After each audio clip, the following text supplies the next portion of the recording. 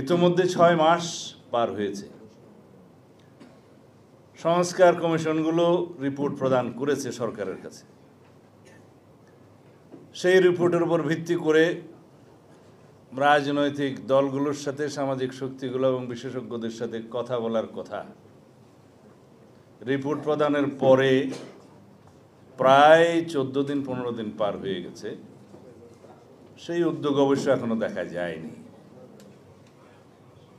আমি আশা করি খুব শীঘ্রই আপনারা যেই সমস্ত বিষয়গুলো রাজনৈতিক দল এবং বিশেষজ্ঞজন এবং সামাজিক শক্তিসমূহ ঐক্যমত পোষণ করতে পারে সেগুলো আগে চিহ্নিত করুন সংস্কারের মধ্যে। সংস্কার কমিশন রিপোর্টগুলো অত্যন্ত সুন্দর বুঝলাম, কিন্তু সকল বিষয়গুলো কি ওখানে এসছে? অবশ্যই না। আবার কিছু বিষয় কি অতিরিক্ত এসছে? অবশ্যই হ্যাঁ। আর কিছু বিষয় কি এসছে এরকম যেগুলো বাস্তবায়ন করা যাবে না, ইউটোপিয়ান আইডিয়াস, এবং যে সমস্ত বিষয়গুলো এসছে যে বাংলাদেশের রাজনৈতিক কালচারে এবং সামাজিক কালচারে যায় না, সেই বিষয়গুলো আমাদেরকে চিন্তা করতে হবে।